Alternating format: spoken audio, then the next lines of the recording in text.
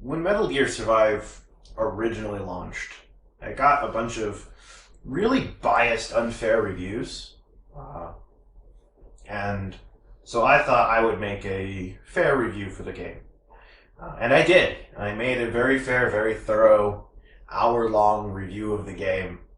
And all the video footage got corrupted. And it looks like complete garbage. So I had to pull it down off my channel. So I'm here with my older brother, who people who watch the Metal Gear Survive gameplay footage that is posted on my channel. That was supposed to come up afterwards the original review was posted, and would just be like, and this is the game at its best, because it was a really critical review. You might know him more as the guy whose mic's a little too quiet, or a cute oxalotl.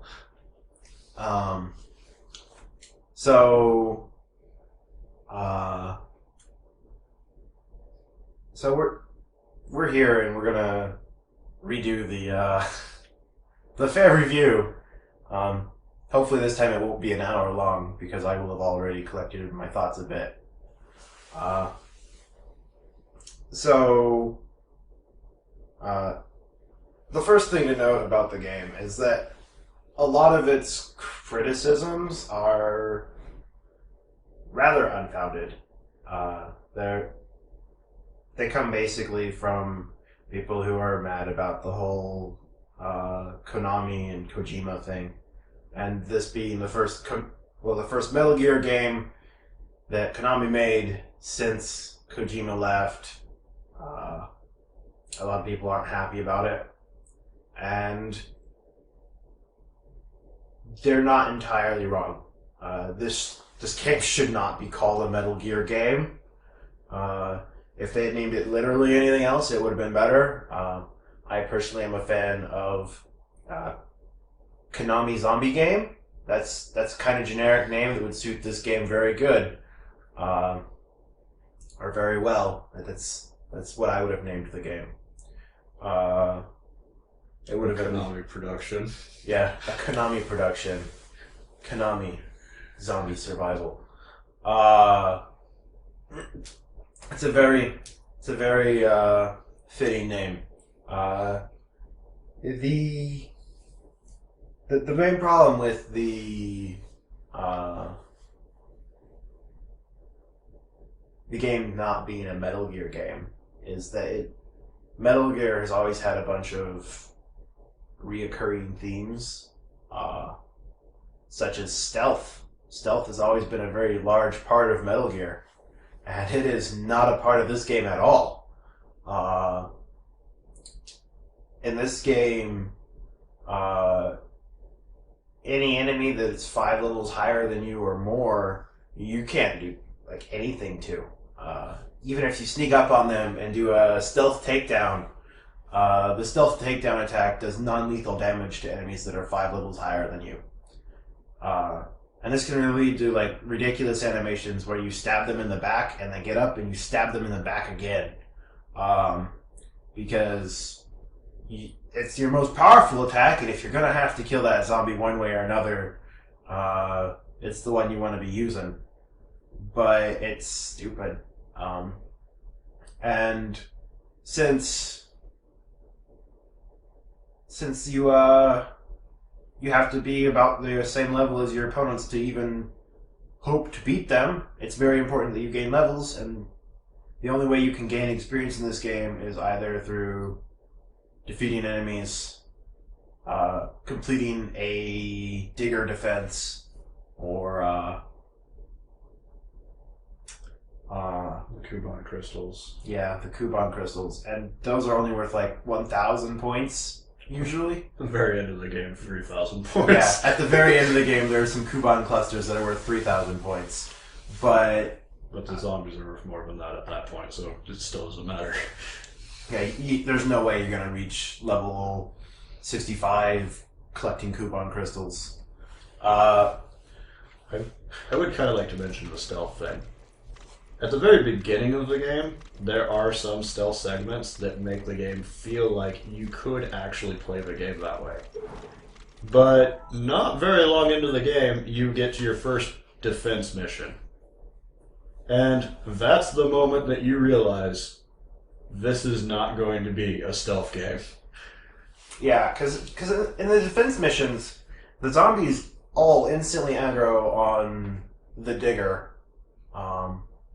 And they spawn and they start immediately heading towards the digger, and their goal is to destroy the digger, and it doesn't matter whether or not you snuck past the zombies or not.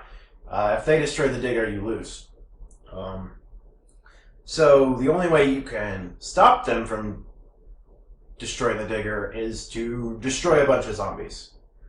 Which means if you're not strong enough to be able to quickly dispatch zombies, you're done. You're just going to lose.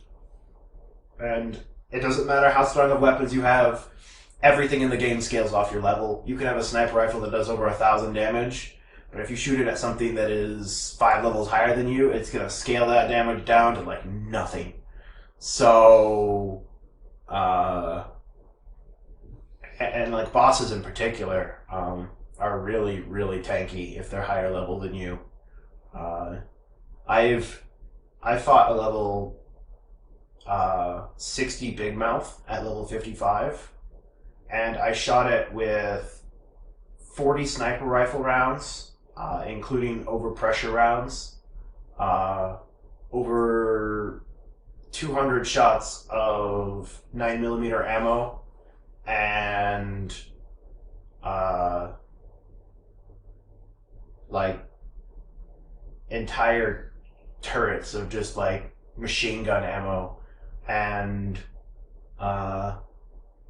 6 grenades and 5 Molotovs and a couple things of C4, and I didn't even do a third of its health bar. Like, it's ridiculous just how tanky bosses are if they're higher level than you. If the boss is a higher level than you are, you might as well just give up. There's no way you're beating that thing. The RPG elements in this game are super strong. And on that note, the leveling curve is ridiculous. It starts off pretty okay, where, 5,000 to 10,000 Kuban will get you a level. And so you can level up pretty quick at the beginning of the game, and you go, oh, it's not a big deal. Like, you could farm Kuban crystals and get to the end game. You can get strong enough that you can fight whatever you need to. But as you can see here, by the time you reach level 55, that's not the case anymore. At level 55, it takes 2.5 million Kuban to gain one level. And it's worth noting the hardest difficulty missions in the game, the extreme difficulty rank, have a minimum level requirement of level 65. So you need a lot of Kuban to be able to get into the hardest missions in the game. And you would think, oh, well, that's because they want you to have a lot of experience. People who are doing the hardest missions really need to know what they're doing. As everybody's playing the same game, it's fair, but it's really not. The reason why it has that ridiculous exponential curve is because you can accelerate that curve through the use of premium currencies. The SV Coin Shop sells the Premium Boost Pass, which doesn't explain very well what it does. If you look at its description, it just says grants various benefits, Kuban Energy Acquisition Booster, Shared Resource Production Booster, and Battle Point Acquisition Booster. And you go, oh, well, a little bit doesn't hurt. It's not a small effect. It's 100% boost. You literally get twice as much experience with the booster active. And when you think of that, and then you go, oh, well, that explains why it's so hard to reach the end game content because they want people to buy the booster. And when the game first came out, it originally had a 30 SV coin daily login, and then on weekends you would get an additional 20 SV coins. So 200 SV coins was nothing. You would get that in a week. If you logged in every day, you could have a boost pass once a week, just whatever day you wanted. And so I didn't really mind them back then because it was like, well, everybody gets these boost passes. These are just a reward for logging in consistently and keeping the player base alive. That makes sense. And honestly, you really only need one boost pass to make it up to max level if you really want it. Because you could make a day of it and you could spend 8 to 12 hours just grinding Kuban with a boost pass, and you'll make it to level whatever the cap is. I think 80. Maybe not 80. It might only be. You can get a lot of levels. I'm not sure. I'm not sure what the cap level is. I've seen players as high as level 69 appear, but I'm not sure about that level because I think that player was a hacker. Because I saw that person like on day 2 of the game being out. So unless they literally did make a day of it, then I am kind of skeptical of their ability to reach that late in the game that quickly. But yeah, if you really want to grind Kuban, you can do base camp digs, and that's the best way to get Kuban in the entire game because it's offline, so it follows the standard Kuban acquisition rate of the offline, which is the level of enemy times 100 is the amount of Kuban that you receive. And it has the digger mission rules applied to it. So anytime a enemy is defeated, it instantly just woof, and you get the Kuban from it, and you don't have to stop and harvest them yourself. So you can just do a base camp dig, and you'll get like 600,000 Kuban in like 5 minutes. If you're using a boost pass. It actually takes closer to 10 minutes because of all the loading times. But still, 600,000 every 10 minutes, you can repeat that a lot of times in a day. And you can get a whole lot of experience. So it's not hard to grind levels when you have the boost pass.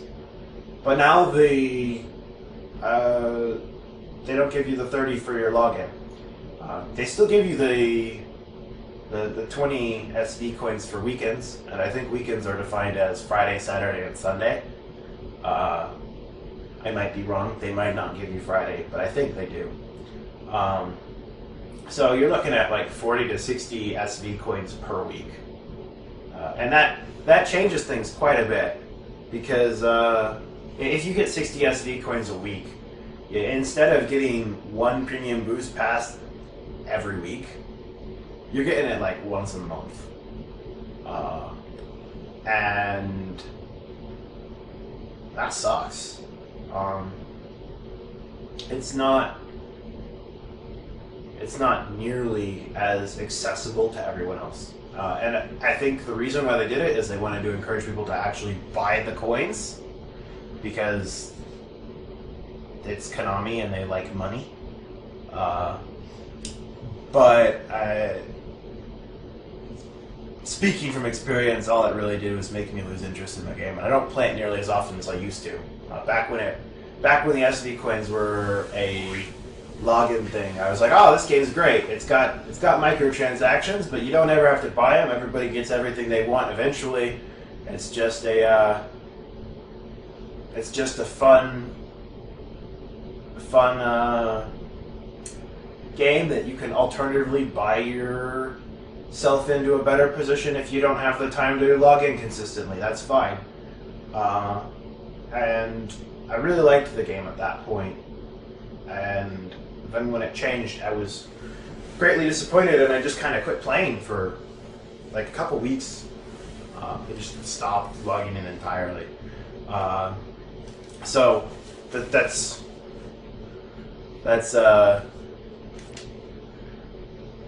that was disappointing. And a lot of people complain about the 1,000 SV coins for a save slot. I'm not really sure that that's really a big deal.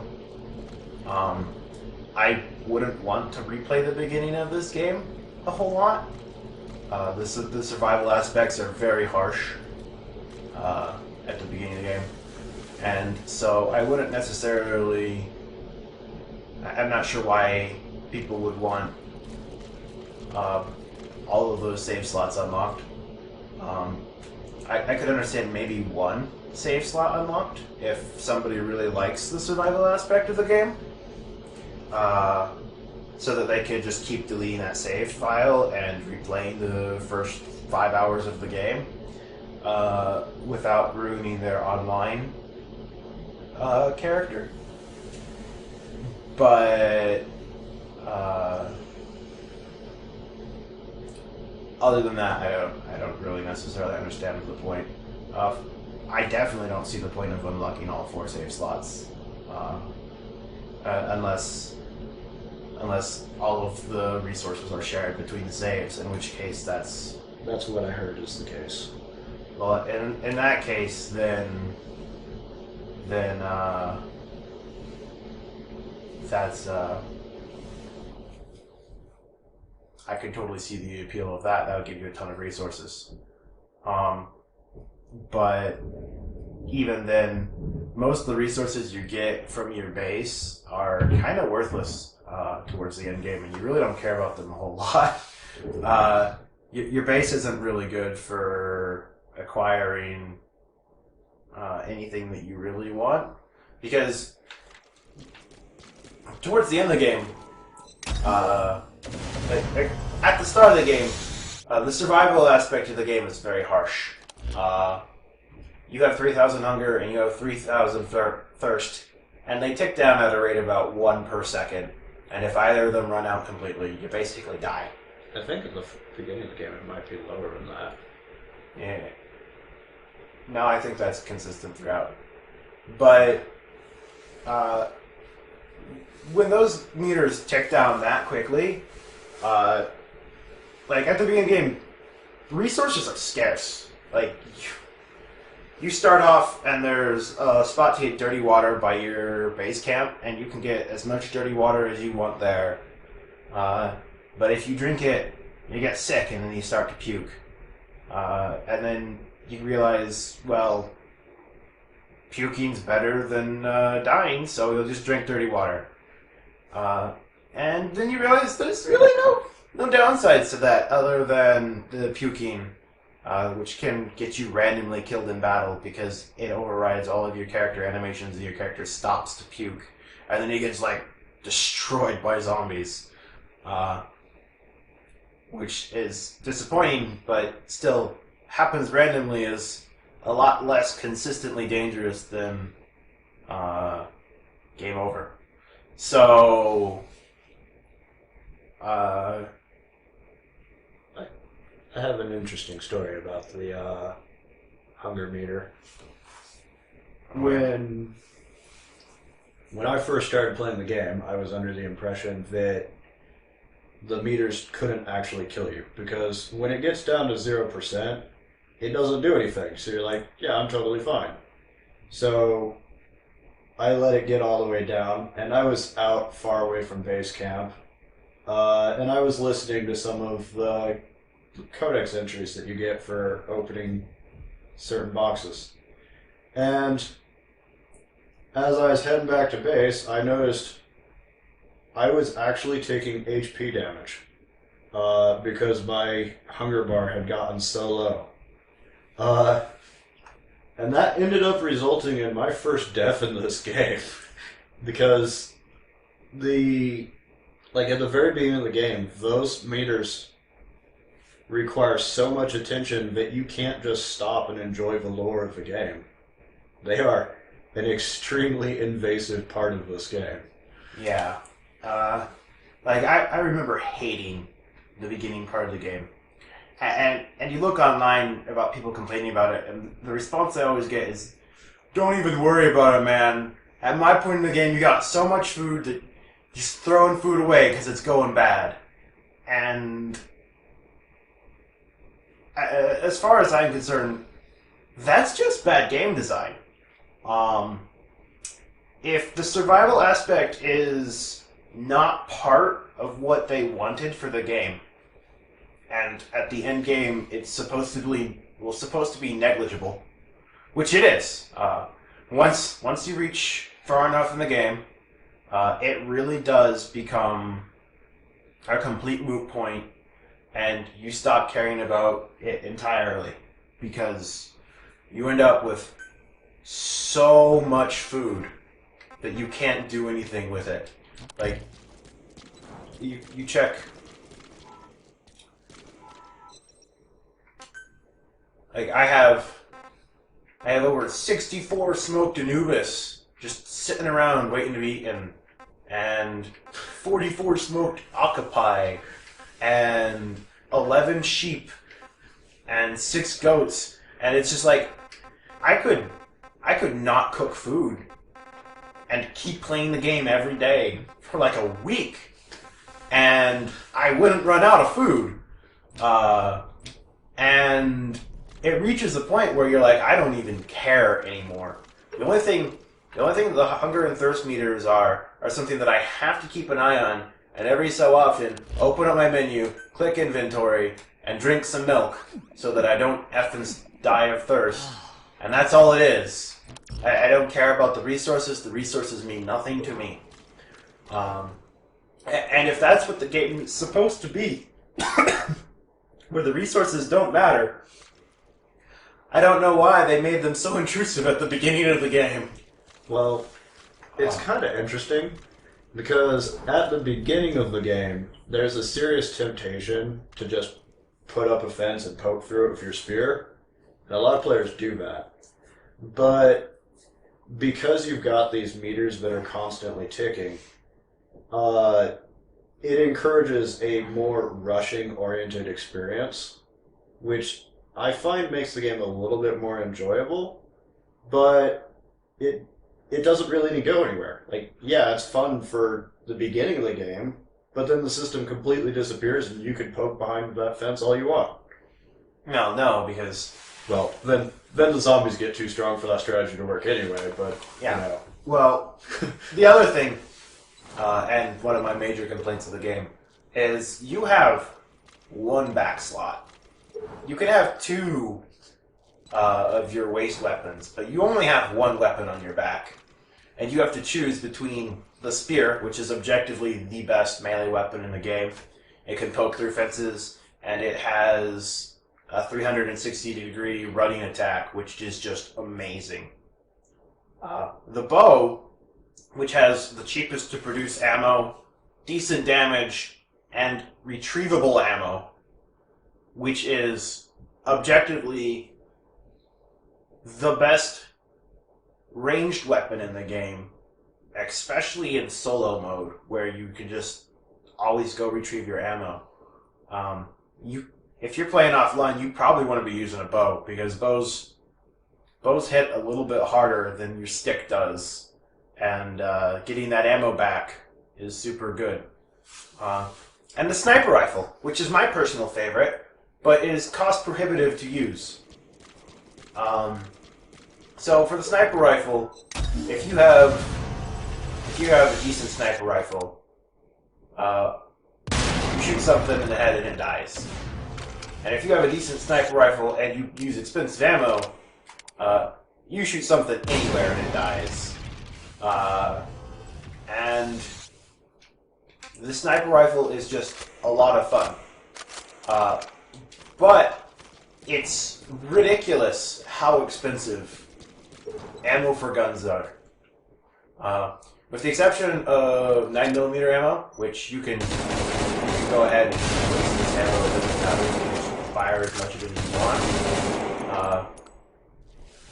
Then everything else is really expensive. If you look at the crafting requirements for ammo. So, if you're using bow, and you want to use heavy arrows because you want the 200% damage, it costs 3 steel and 6 aluminum, and you get 10 arrows out of that. And those are retrievable arrows. You can fire those 10 arrows 100 times each. If you always go pick them up, they're always there for you. And that makes them amazing. That is a very, very cost-effective, very, very efficient way of doing lots of damage. And you go, okay, well, 9mm rounds. 1 gunpowder, 1 lead, and 1 copper for 3 rounds. Well, you can't retrieve these rounds. You don't get to use them as often as the bow. So they're objectively more expensive than the bow. But at the very least, 3 resources for 3 rounds isn't that expensive, and you could, in theory, use a lot of these. You can go out and you can shoot 100 of these things, and as long as you're gathering enough resources, you'll be fine. These are the most expensive ammo that's really worth using on a regular basis. Everything else is safe for that special occasion type of ammo. So when you get a shotgun, you're all like, well, time to move up in the world. I got a real gun now. But you realize it takes 1 gunpowder, 3 copper, and 3 lead to make 2 rounds. And you go, well, I could probably keep the gunpowder in stock, but honestly, the copper and the lead are going to burn through my resources pretty fast, and then I'm not going to be able to keep doing it. And that's usually what happens, is you'll really love your shotgun, and you'll use your shotgun a lot for everything that's, like, dangerous. Like, it's a dangerous variant type zombie. Break out the shotgun. Boom. Done. Or, it's a horde of zombies and it's right in my face. Break out the shotgun. Boom. Done. And then you'll realize that you just can't afford to use shotguns. So, that sucks. And then, for the sniper rifle,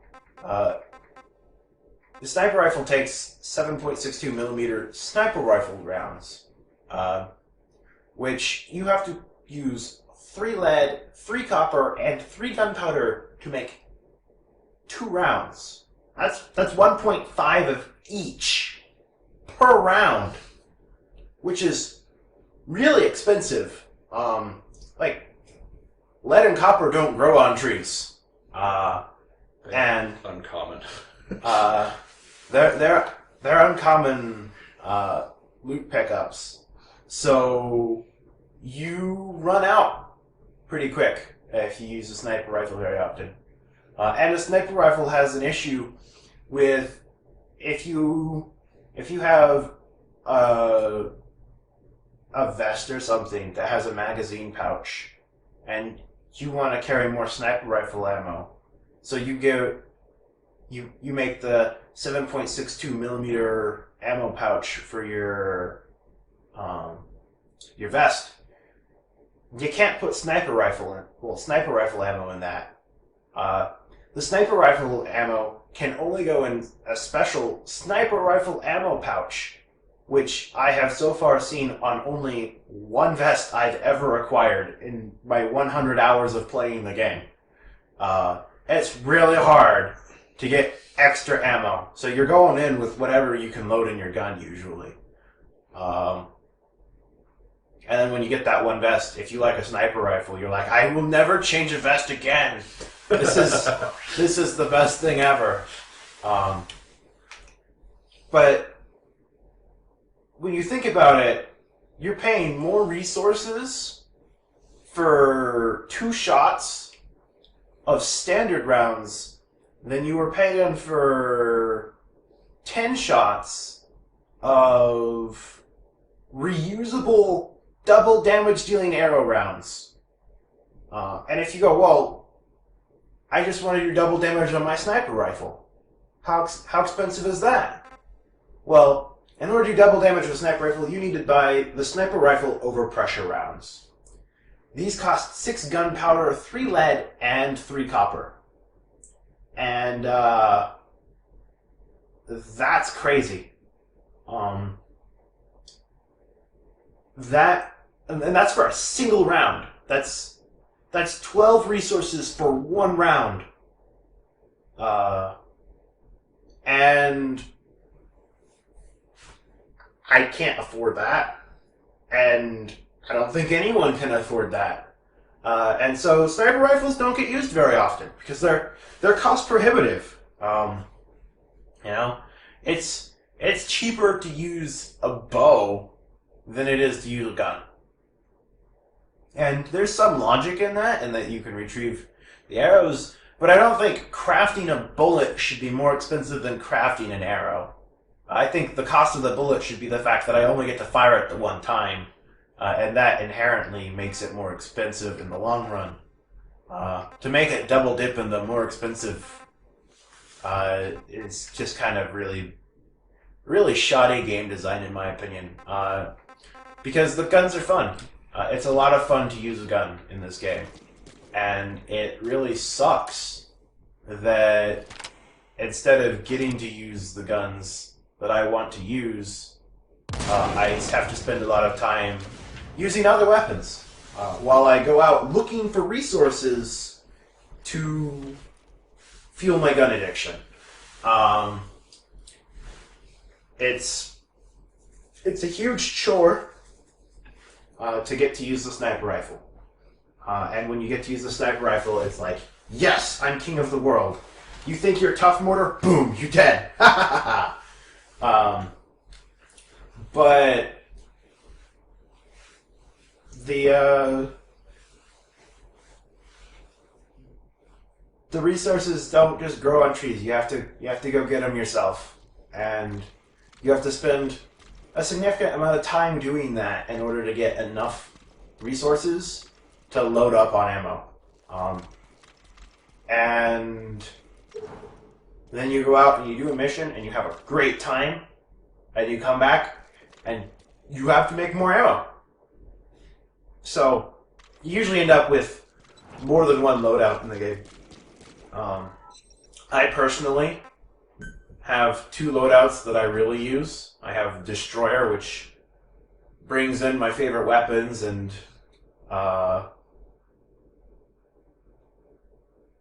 is really fun to play. And then I have Looter, which swaps over to the Scout class for the ability to pick everything up off a table at once, and doesn't have any of my favorite weapons, but instead has a very, very light encumbrance, so I can pick up more stuff without having to head back to base or getting over encumbered, and is cheaper. Just cheaper to use. It's just to go out and grab stuff, and then when I really want to play, the Destroyer is what I play as. And you'll note all of these red exclamation points. Those denote the fact that I don't have the resources to actually equip this loadout in the complete capacity. Like, the Destroyer has one on the primary gun, because I only have 26 shots of the ammo, so I can't load 30 in the clip and 60 in reserve. And I only have 2 of my cardboard fences, so I can't take 12 of them. And that's kind of exactly what I'm getting at. It takes a lot of resources to keep your favorite weapons and abilities usable. So there's that.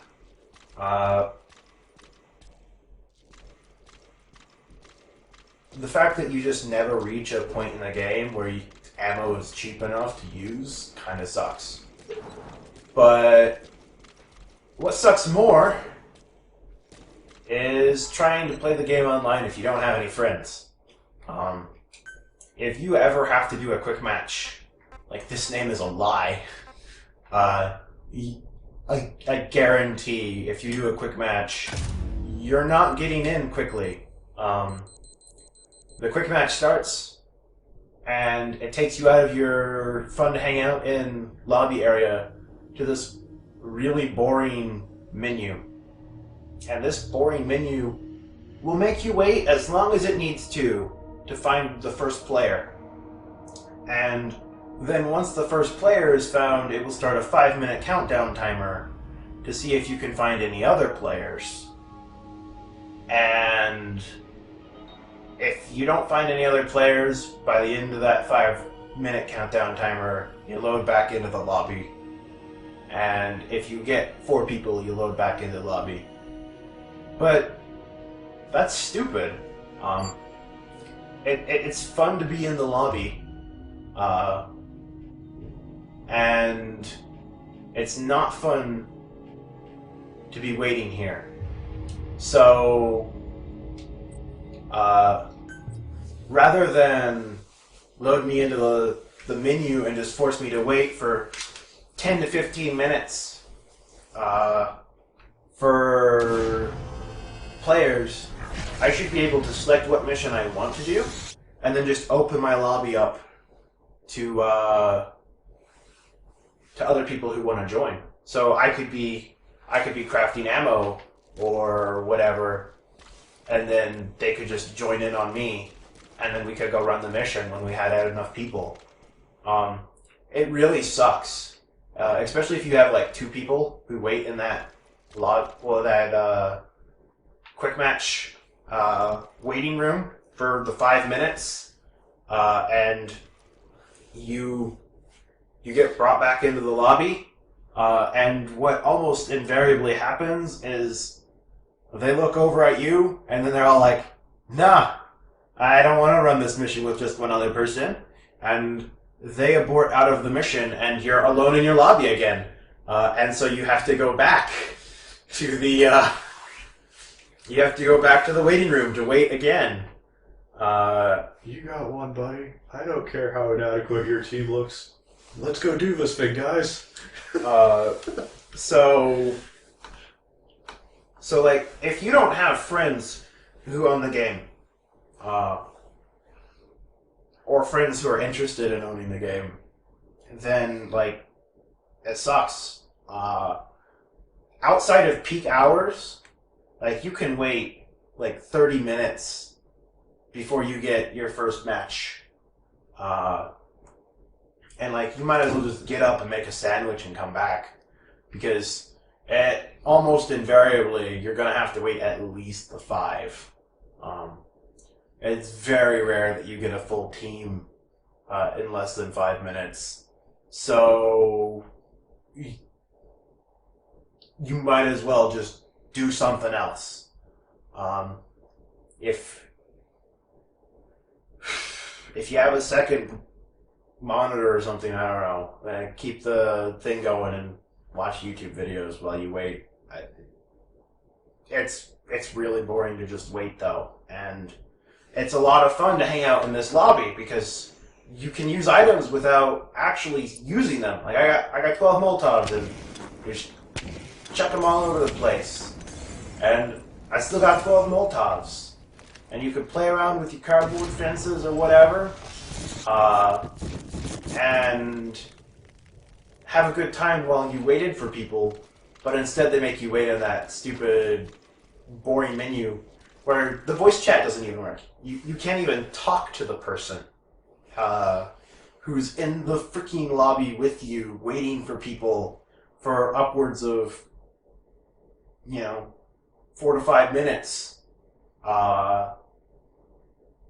So you can't even like make a strategy of what you plan to do when you get into the mission or anything like that. It's just wait so that you can get into a loading screen so you can load back into this lobby so that you can go over to the deployment gate to actually get into another loading screen so that you can actually go to the mission. And that's stupid. That's way more loading screens than are actually needed, and not a whole lot of fun. It also takes a unanimous vote in order to actually start the mission. So a lot of times you see people show up here and then go craft stuff before they're ready to go. Yeah, and that's worth noting. When you complete a mission, you get to choose whether or not you want to continue the quick match or you want to exit the quick match. And if you choose to continue the quick match, it doesn't load you back into this lobby with the people that you just completed the match with. It loads you back to the quick match waiting room where you wait for people to join in on you. So if you did that, then you saved yourself the loading screen of coming here, and then the loading screen of going back to that menu. But in exchange, you never recrafted the supplies you used. So when you load in here, afterwards you get a team, and they're all wanting to go to the mission, you have to come over here, and you have to redeploy these tables and start crafting ammo or whatever gear you need. While they're all spinning in circles over here in the deployment going, spamming messages, and that's less than ideal.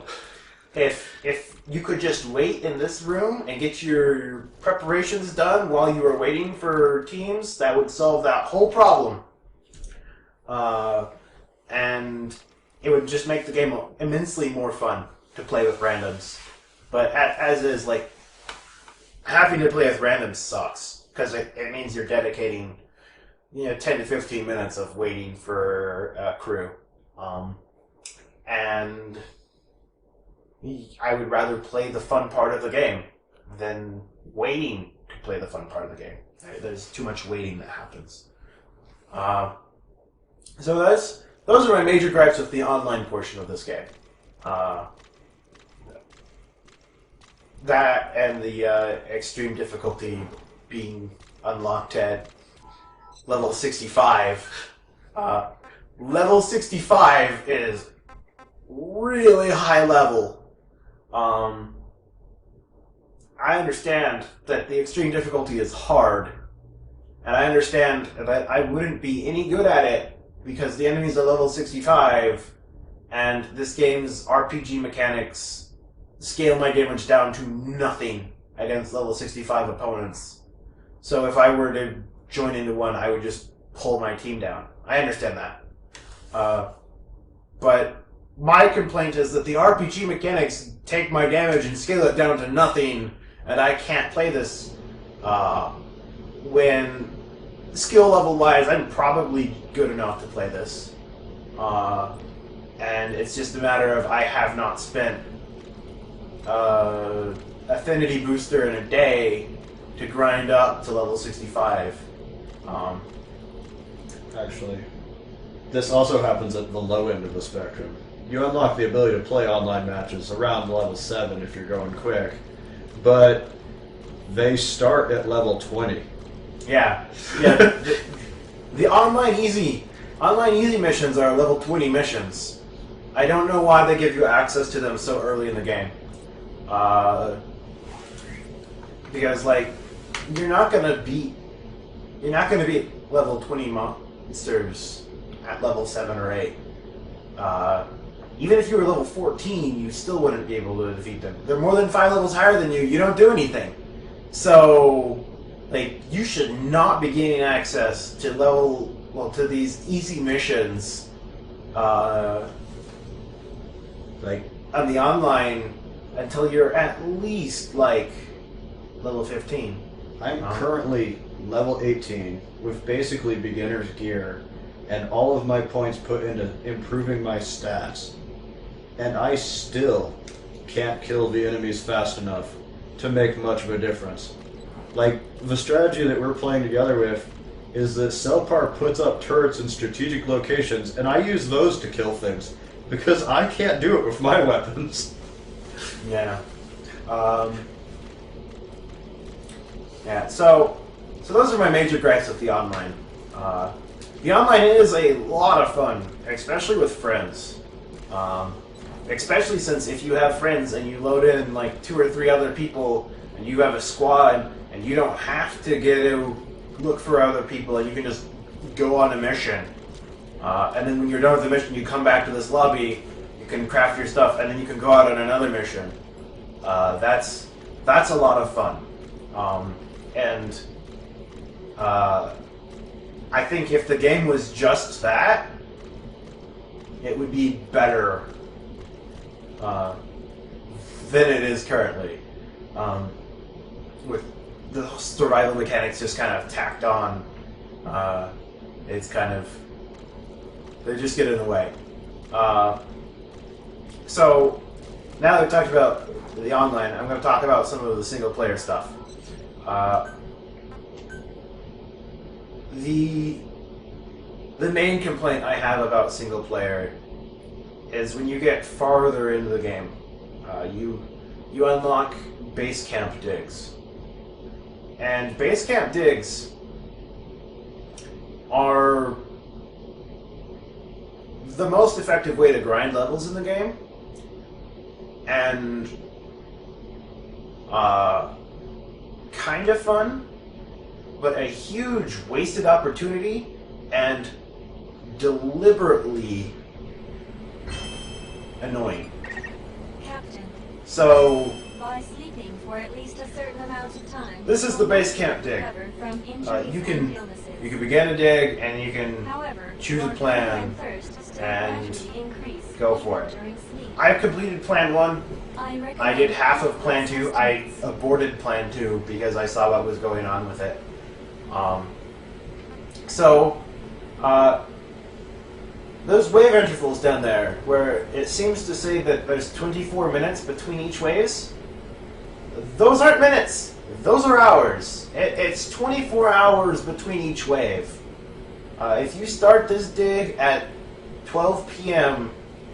your local time on Thursday, you best be playing the game at 12 p.m. local time on Friday, or you won't be there to defend your base when all of the zombies come attack. It's an online game. The zombies will attack regardless of whether you're there or not. And that sucks.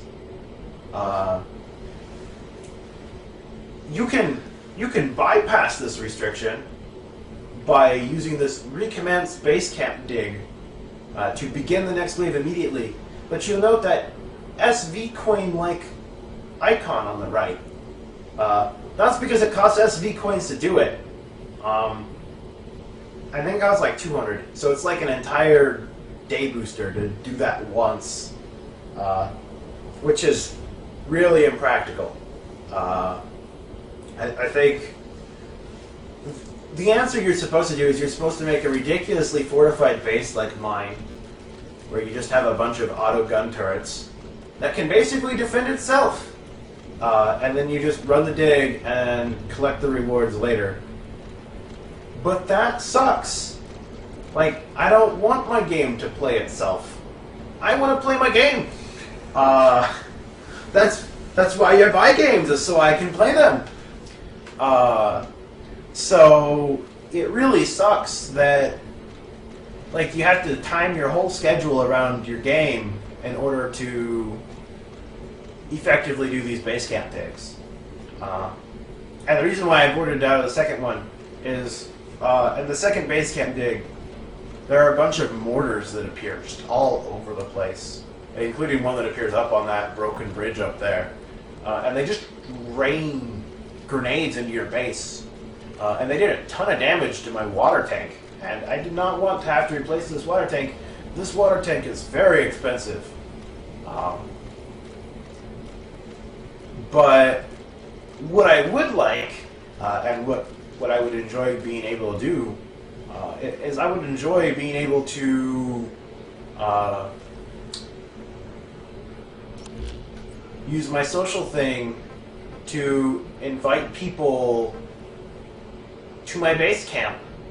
If I could invite my friends to my base camp, and all hang out at my base and do a base camp dig together, that would be a lot of fun.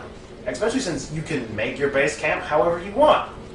Being able to customize the map that you have to defend would be a ton of fun. And it's a huge wasted opportunity in this game. I don't see a whole lot of point in making a cool base when I can't have my friends come help me defend it. So instead you get like really logical bases where you just packed everything in like sardines like mine.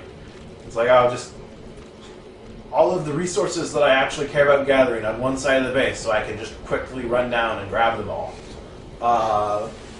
And it's not cool. It's not like particularly interesting.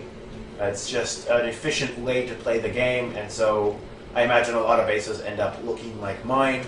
I imagine the people that prefer to do the base camp digs probably have their stuff spread out a bit more so they don't lose everything all at once. But it's basically one or the other.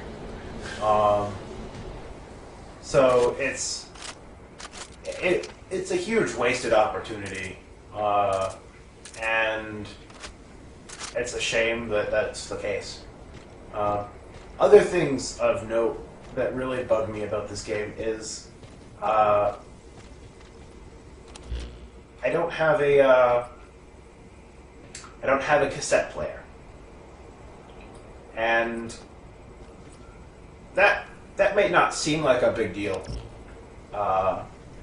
to a lot of people. You go, well, big deal. Well, why do you need a cassette player? Cassette players are dead. Which, yes, you're right, and no, you're wrong. This is Metal Gear. They don't have DVDs yet. That's future tech. Somehow. So, that's right. They invested their tech tree points where it really matters and have walking mechs. We have walking mechs. We have Blu-rays. Take your choices. But in this game, you do get cassettes that play music.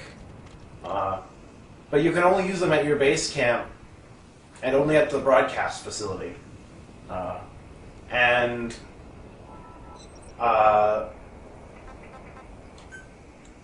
all of the songs that are in this game are songs that Konami owns. Like, every song I found is something that Konami owns.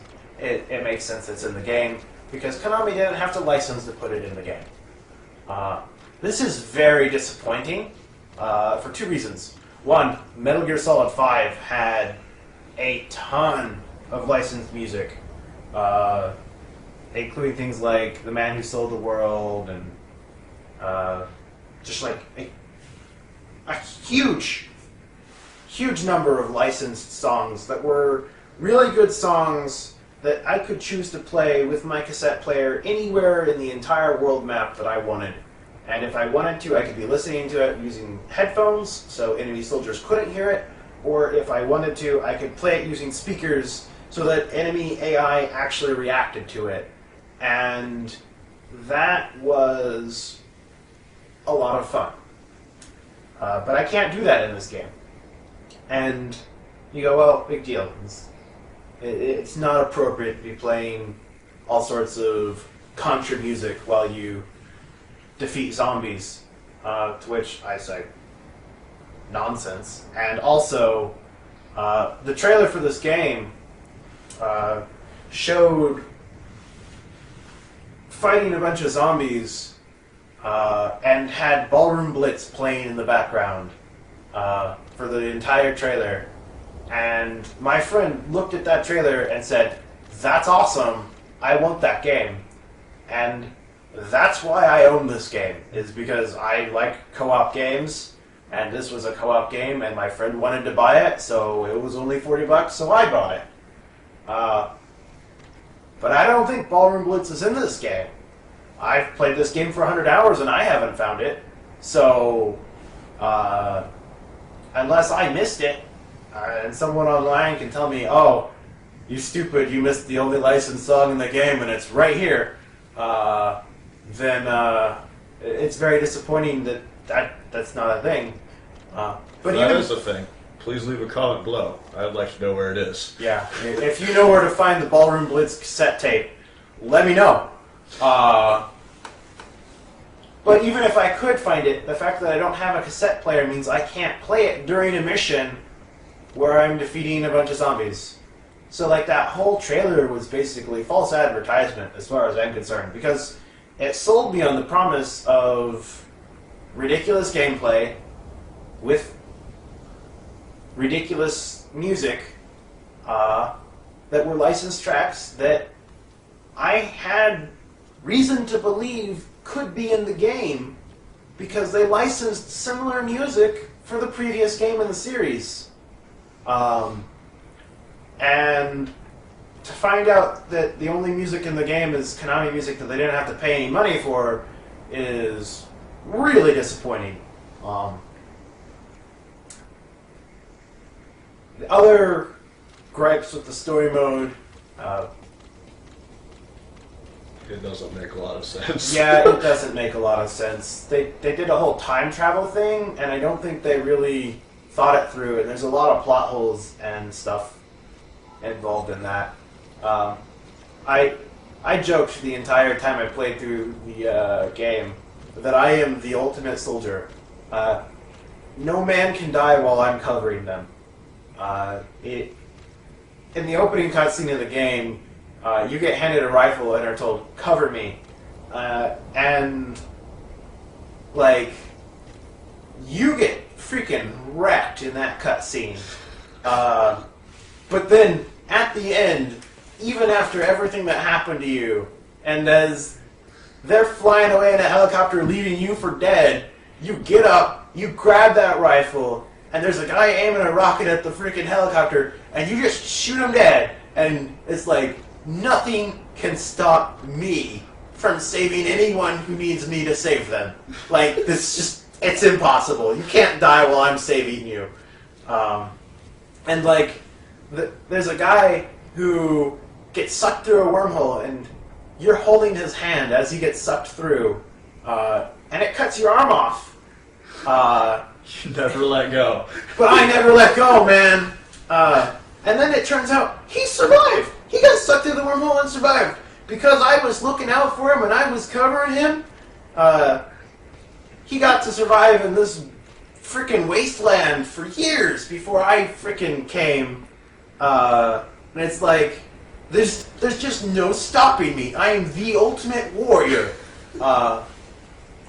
And so, by the end of the game, I was joking, and I was saying, you see, what's really going on here is the Lord of Dust is actually my arm, and my arm has been just beefed up by nanomachines over time, and is trying to get back through the wormhole to get back to me.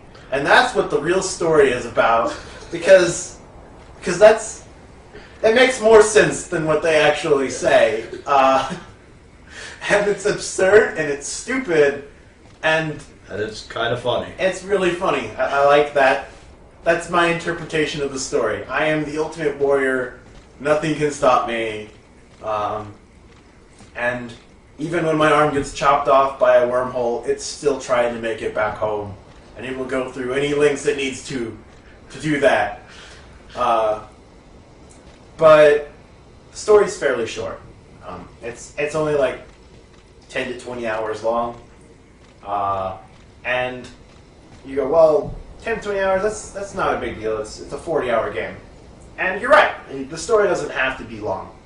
But the world is kind of shamefully small.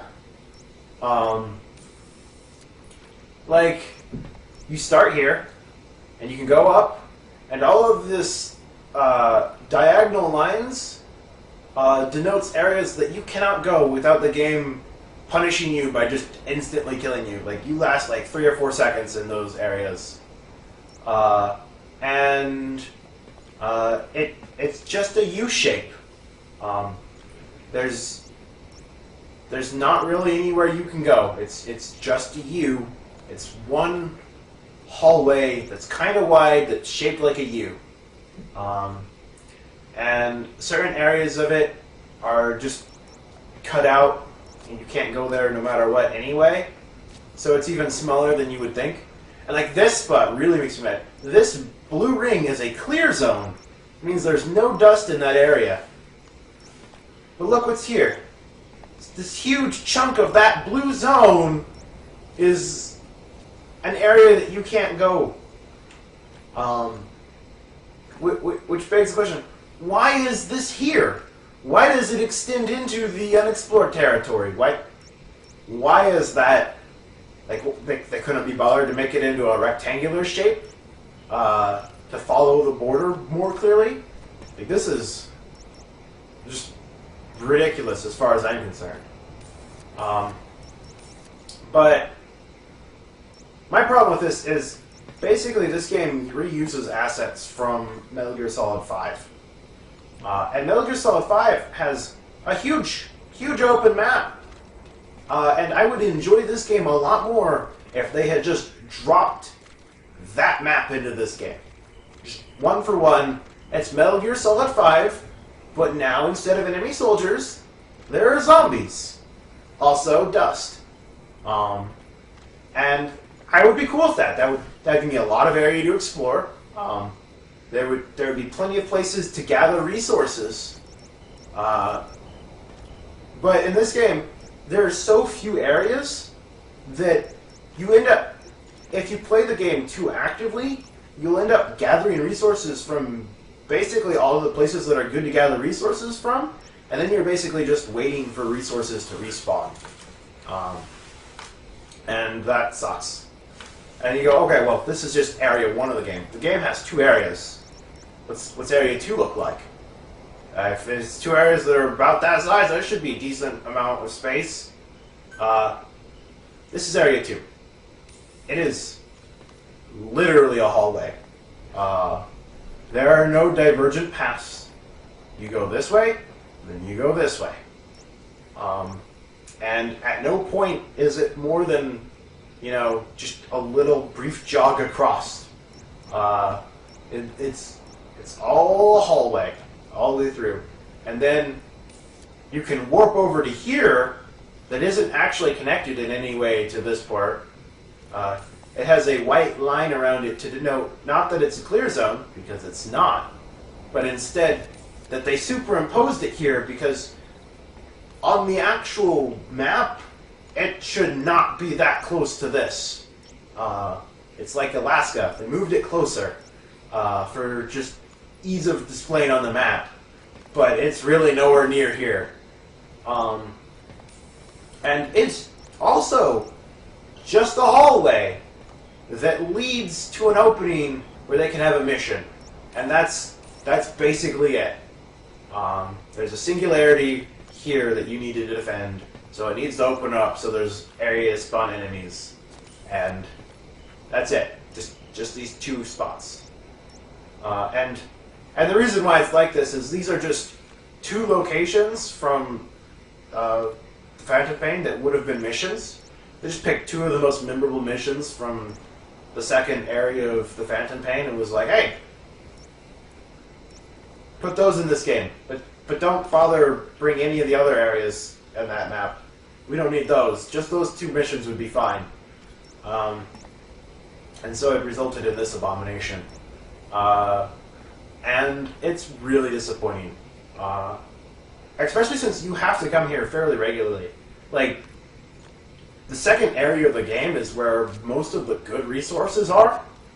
And it's just like a freaking line. You just go there and you bulldoze through it to grab the resources. And that's super lame. I don't like that. I would be happier if they just shamelessly dropped the map from Metal Gear Solid 5 into the game and it was like, hey, it's a big open world to explore out there, watch out for them zombies. And that would be cool. But quite frankly, those are my major complaints with the the story of the game is just the world map is too small, and the story doesn't make a whole lot of sense because they didn't think it through enough. But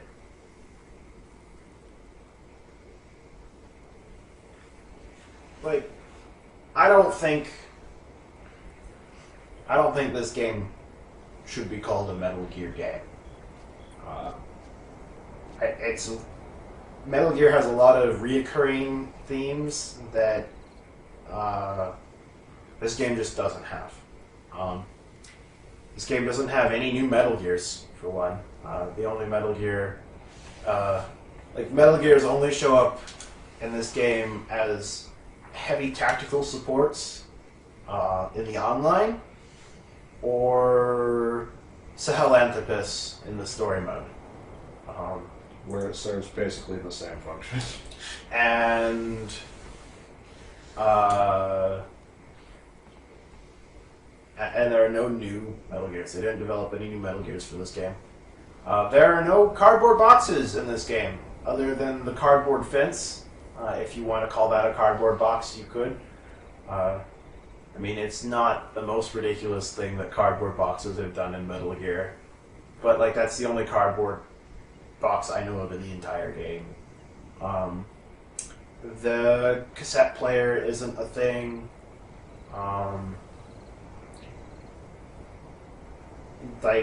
Just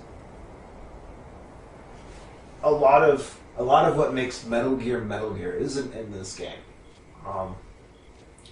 And that's disappointing. Metal Gear's always been about stealth, and stealth is just not a viable option in this game. You can't stealth a defense mission. They're gonna come after that thing, no matter what. You just have to kill a bunch of zombies. If you want to beat this game, you need to kill a lot of zombies. And whether or not you're sneaky about it doesn't make any difference. If you're not killing zombies, then you're not really progressing. Hypothetically, you might be able to set up traps that would not kill the zombies, but you don't get those traps until late in the game. And by then, they're throwing so many zombies at you, it doesn't matter anymore. You're going to have to kill them. Yeah, it's quite frankly, there's no way you could defend the early digs without killing zombies.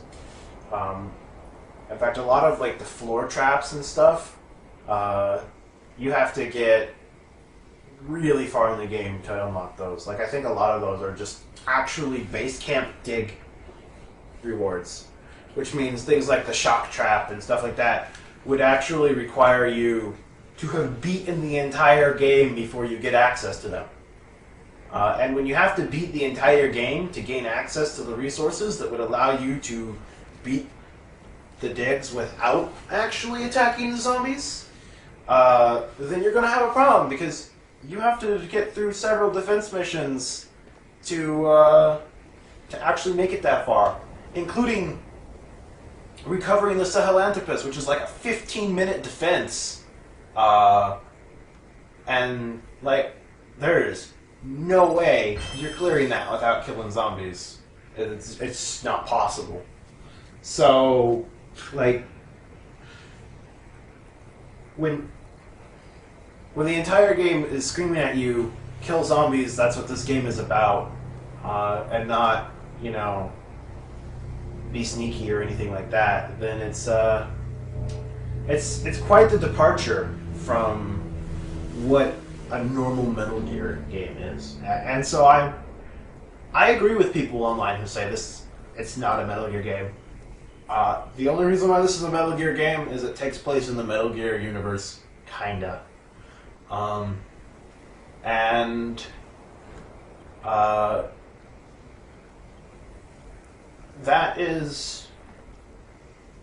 That's my opinion. It's a great game with a lot of really dumb design decisions that hold it back. I think the survival mechanic should be balanced so that it's either A, always a big deal,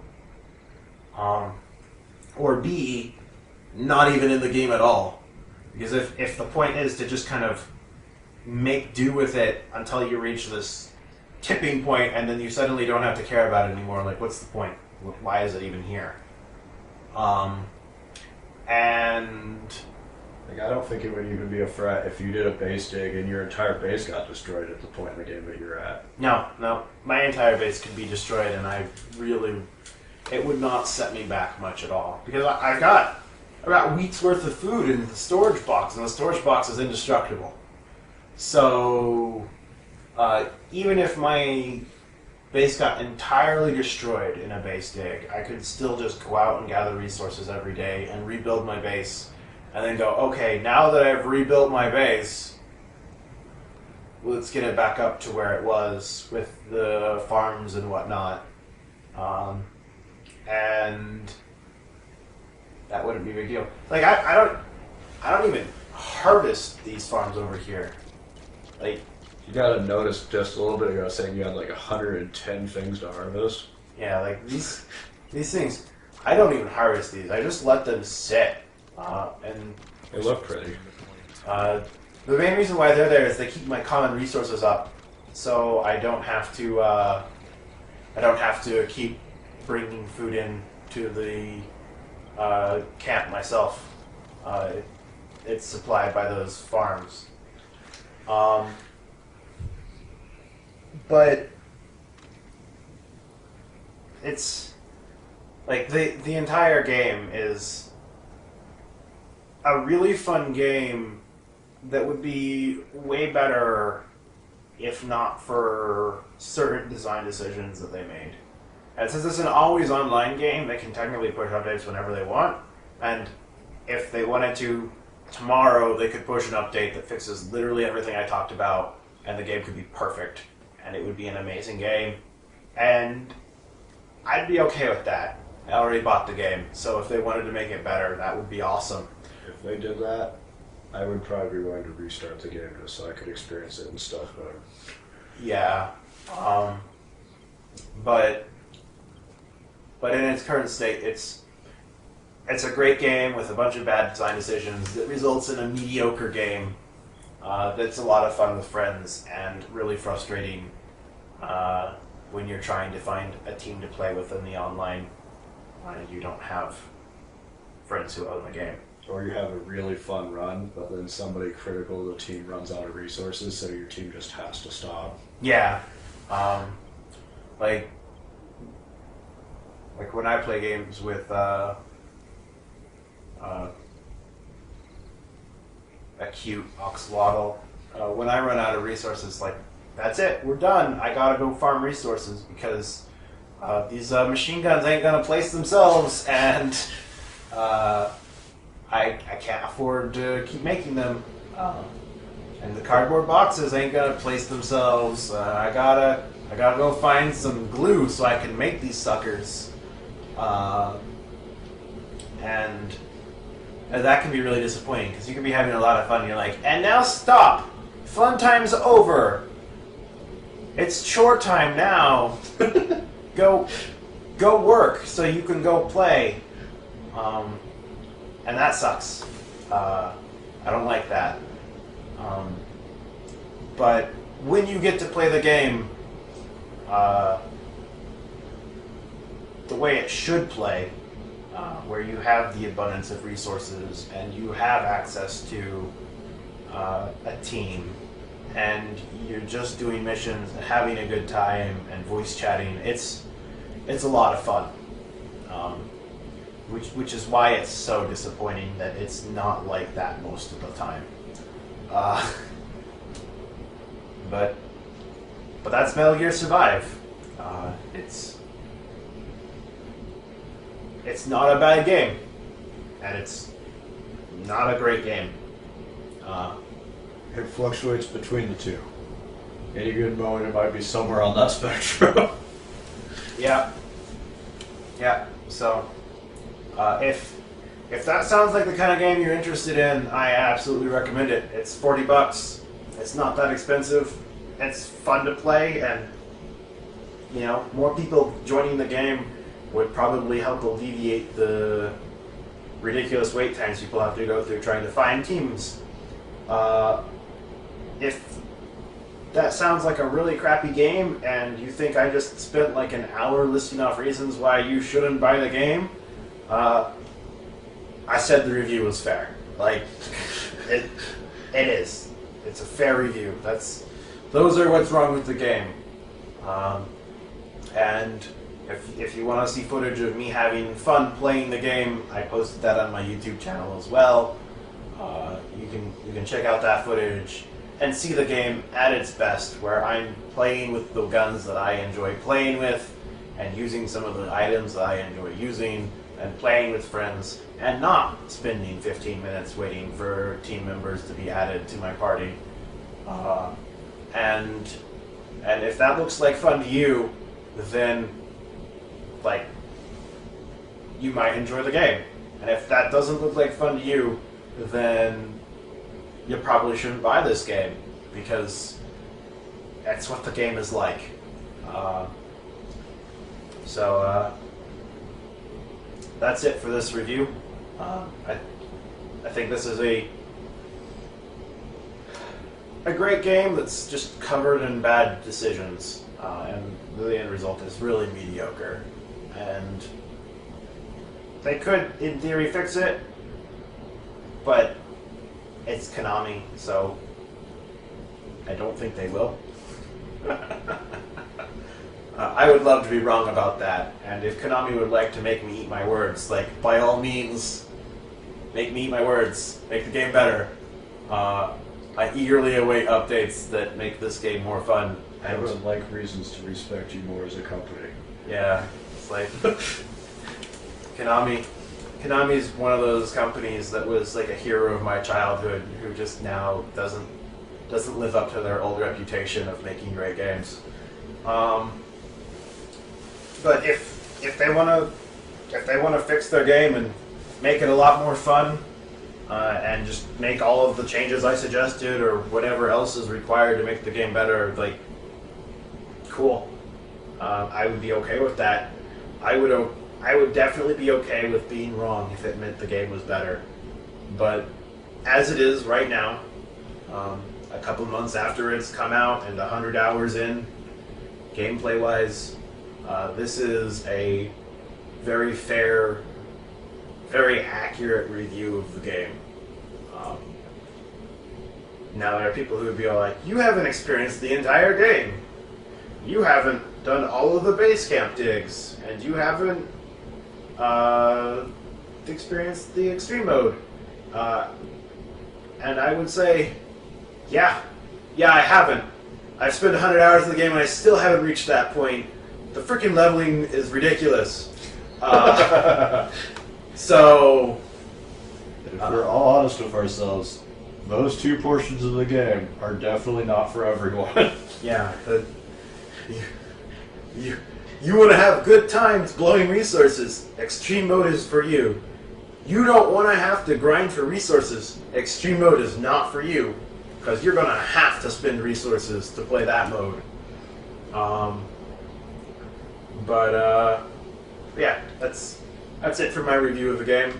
I enjoy it occasionally with friends, and I still play it from time to time. It's not my favorite game, and it's definitely not the worst game that I own. So, see you all in the next video.